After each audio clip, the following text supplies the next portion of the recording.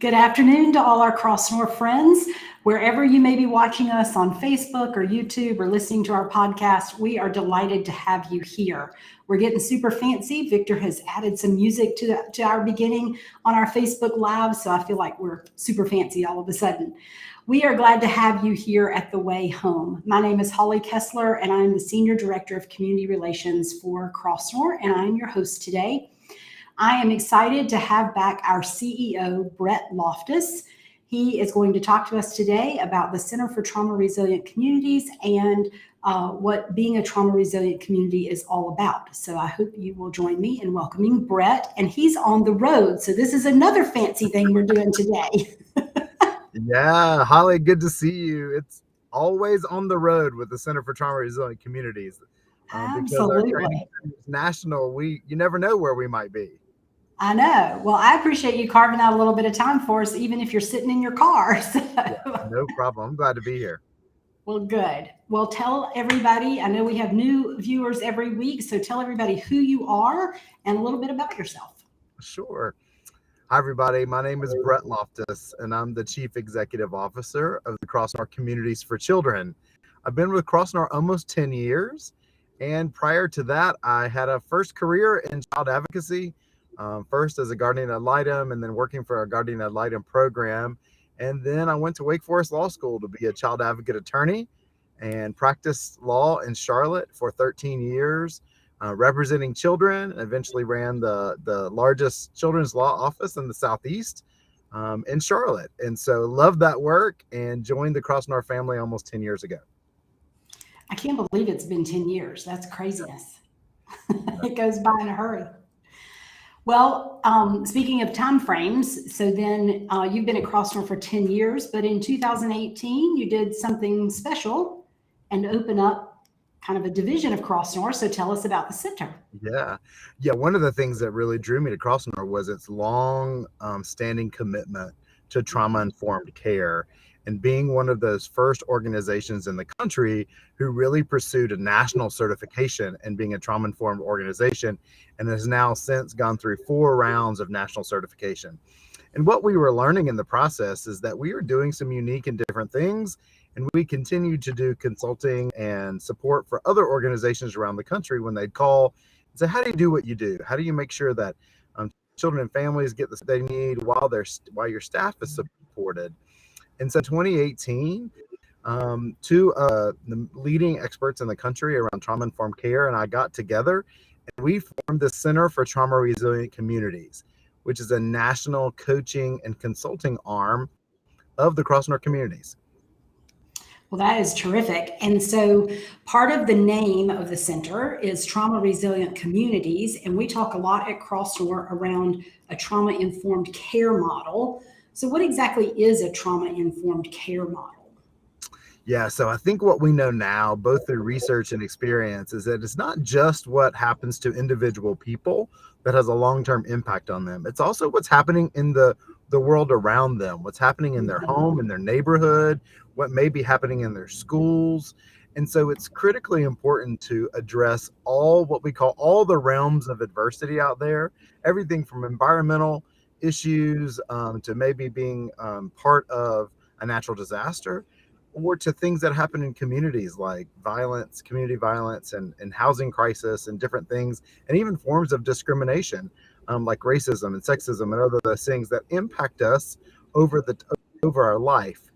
And so it's really critical as we build organizations that want to be helpers, whose purpose is helping people heal, that we take into account all those kinds of hurt that have happened and all that adversity that folks have experienced, and that we build an organizational culture and hopefully eventually a community culture that really acknowledges those things and builds strategies and builds practices to help bring healing about not only to individuals, but also to families and neighborhoods and hopefully entire cities.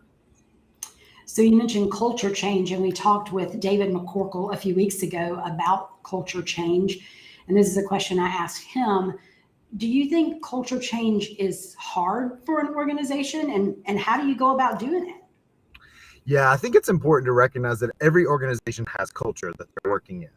So what you want to do is to make that culture as healthy as possible. And Mhm. so what we know, research tells us it takes about 3 to 5 years to really make big shifts in organizational culture, but you can do some things and start today to get your organization on that path forward.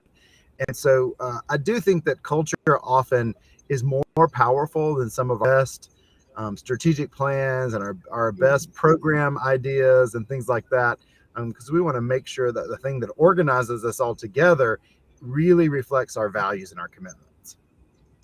Yeah, and I like what you said about a healthy organization, because I always say to folks that Crossnore is not a perfect place. It's made up of imperfect people. So we're not going to be a perfect place, but we are a healthy organization by and large, I think.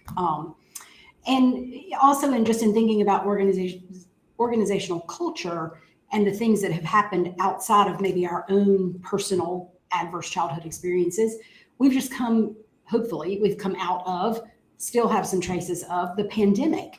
And so how have you seen that really shift culture over the last 2 years? Gosh, in profound ways that I don't think any of Mhm. us could ever have guessed. Mhm. One of the things that there's a window that people now have a shared experience. And that shared experience is being in a place in our country and in our world where nobody was really sure what safety looked like anymore. There's a lot of debates about how to keep everyone safe and keep everyone healthy. But what we knew is that there was an external threat, and that really had a wearing effect on us. We've heard lots of people talk about and research and writing about just the drain on folks from being alive during a pandemic. And so organizations felt the same thing. All of a sudden, people couldn't work in the office anymore. They had to wear masks. A lot of folks went to remote. And then for those of us who do those critical services that are 24 hours a day, 7 days a week, you couldn't stop caring for children. So how do you continue to do those in ways? So it's really given everybody a glimpse into some shared story of diversity and its cultures. And I think we'll be unpacking what the pandemic has done with us, to us, and around us, probably for the next 10 or 20 years. Yeah, I think you're right, for a very long time to come, for sure. So for organizations that are looking to do some of that unpacking, that's certainly something that the center, can help with. So describe the trauma resilient communities model. I know there's more than just the trauma informed care model. Explain that whole umbrella. Sure. Yeah, and it's really important to distinguish between most of what you hear about trauma informed care and what you've heard in the last 20 years or so is around how we work with individual clients, how you work with a child, or how you work with a family. And those are critically important. And there's services out there to help people heal. But it's been talked about a lot less about how do we build organizations that then are supportive of those trauma informed practices we're trying to do with people. And so the TRC model, the trauma resilient communities model, is really looking at all levels. So not only those individual micro focused programs that support children and families, but also those mezzo level, organizational level, and collaborative level. How do you build the economy around the commitments we're living into? What about practices as it relates to conflict? Or how do we deal with loss?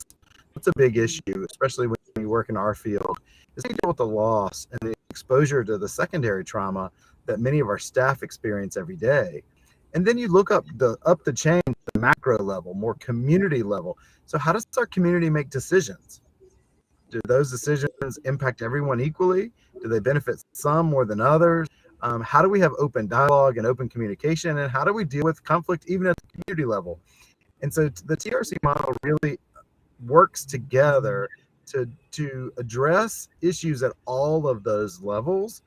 And then the goal is that eventually more and more organizations, as they make this culture shift, can band together and they can start impacting the overall communities they live in. Great. And at Crossnore, we also talk about our model and how we implement that at Crossnore, but we also put a real emphasis on our DEIB work and our staff wellness. So how does that fit into a trauma resilient community model? Yeah, you can't really have a trauma responsive or a trauma resilient community unless you're looking at all aspects of your organization. And one is really, do people belong? Do they feel like they belong? We talk a lot about belonging at Crossnore, and what that means is not only have you been invited to the table and there's a seat for you, but that your voice matters. And Mhm. that even if everyone doesn't agree, that you have a way to impact the outcome of what the organization does and the direction we're in. So our diversity, equity, inclusion work, belonging work is all part of that. And just simple things like staff wellness. I mean, we spend a lot of time reminding staff, drink water, get out and go for a walk, move your body, realize that we are being exposed to traumatic stories on an hour by hour basis often. Mhm. Mhm. And that is not normal. Most people don't do that every day at work. And so those of us in the helping professions need a radical idea of self-care and community care. How do we take care of each other, not just take care of ourselves? Yeah, and using our PTO, like Crossnore is probably one of the first places I've worked that has actually encouraged me. We have a very great, PTO policy, lots of paid holidays, and we're expected to use those because that's part of our wellness. So, yeah, it's super important. So besides Crossnore, I'm sure there are other communities, building a trauma resilient community. Is that true? Who else are you guys working It with? is true. And actually, around the country, more and more communities are building collaborative networks of Mhm. organizations that are interested in really addressing trauma at the client level, but also more are opening their eyes and really showing interest in the organizational level. So if Right. you think of like individual adversity, impacts our bodies and impacts all our long-term life outcomes, like our health outcomes and others, where organizational chronic stress, those things that the organization is experiencing on a daily basis, can start to impact the overall outcomes of an organization. And so we've Mhm. been really privileged to work with organizations really all over the country, in California and New York and Florida, tons in Kentucky and in North Carolina, different places. And it's fun to watch not only individual organizations start to make the shift, but when communities, when you have, we have a couple big projects that involve what we call backbone organizations, where multiple organizations in the community are walking through the same change management process simultaneously, and they become a learning community. They really start to lean on each other and share expertise and share their experiences, and even do things like share training and work on building their staff rapport together. That's a cool thing to watch. And so we're just finishing up the 5th year of a national SAMHSA grant, which is the federal government's grant to help communities who've struggled as they face trauma and violence in their community. So Louisville, Kentucky is our first big 5-year grant, and we're in year 5 and working with those wonderful organizations there, and seeing some profound changes happen at the community level, not just the organizational level. That's super exciting. So, what kinds of organizations, and you don't have to tell me specifically who, but like who is involved in the community initiatives? I mean, I think it's easy to say, well, everybody should be, but who's Yep. really getting involved? Well, even in North Carolina, we have a large trauma resilient communities project happening. We have a Mhm. new project that's happening in the western part of the state, Polk and in Transylvania counties. We see organizations like housing organizations, Mm. homeless services, healthcare providers, domestic violence agencies, early childhood providers, really everything where you could see that the purpose of the organization is around helping people in some way. Those public school systems. I mean, you want to talk about a place where all the ills of society kind of lay at the doorstep of our Yep. public schools, and especially post pandemic, our public schools are exhausted. They're overwhelmed, and they don't always have the tools they need to combat some of the things they're experiencing day to day in schools. So all different kinds of organizations, Holly. It's been really cool Yep. to watch everything from 10,000 member hospital systems to grassroots neighborhood based organizations. That's really awesome. And I speak to a lot of churches. And so I even tell churches, they're part of the community. A lot of churches have outreach ministries in the community. And so they're working with folks who've experienced trauma. I mean, really, we all have, but they're seeing people on a daily basis when they open their pantry or their clothing closet or whatever it is that are struggling. And so they're even a place for our faith-based organizations in these communities as well. Absolutely. Because for a lot of folks, faith and their sense of cultural connection to their faith community is a huge part of their own personal resilience, but Mhm. it's also part of that community's resilience. And when those faith-based organizations have those tools, they can be really powerful healing forces. Yeah. Well, what kinds of outcomes do you expect or are you already seeing? So in Louisville, you're in year 5, so I expect you have some good outcomes there. But what kinds of things do you see in the communities that implement this kind of work? Yeah, part of the outcomes that we are seeing, and we actually have some research articles that have been published and more on the way, where we're seeing really communities be able to be together and respond to crises that are happening in real time. Because they have some of the same language and some of the same tools, they're able to build a network on it. So some of that is really a quick and coordinated response when something happens negative in the community. The other is just community level organization changes, where organizations are seeing lower turnover, higher satisfaction with their staff, maybe even better health outcomes for their staff as they really work hard to take care of themselves and each other. And so what you hope is that the organizations become healthy overall. I'll tell you that doing this in the middle of a pandemic, we have seen all kinds of responses, some good and some not so good, from organizations. And I know that's going to give us a lot of other work to do in the coming years. Yeah, it sure will. Well, I just have one more question, which is where the audience can learn more. But before you answer that, is there anything that I haven't asked you about or anything else that you want to share, either about the center or about this kind of work? Yeah, one of the things that organizations ask all the time is this really for us? And what I would say is that if you work with people and you're passionate about them having individual healing, and that you're also curious about what may be happening to the staff in your building or the staff organization, this is really for you. It is taking that science that we know on brain development and trauma science and the science of resilience and building organizational strategies to address those. And so it really is for everybody. I'm passionate about this work. It's why I stay on the road so much, helping organizations make these changes. And so if you want to know more about us, go to our website at traumaresilient.org. Learn more about our faculty. They're really all over the country. They're fantastic. Some incredible professionals that are really on the cutting edge of this organizational change work. Yeah, there's some great folks. We had Marnie on a week or two ago. We had David and Cynthia on a couple of weeks ago. I'm looking forward to having Beatrice before long. So great folks at the center and amazing work that you guys are doing. So thank you so much, Brett, for being here and telling us more about trauma resilient communities and about the center. Again, visit traumaresilient.org and find out more about the center and how you might be able to get involved.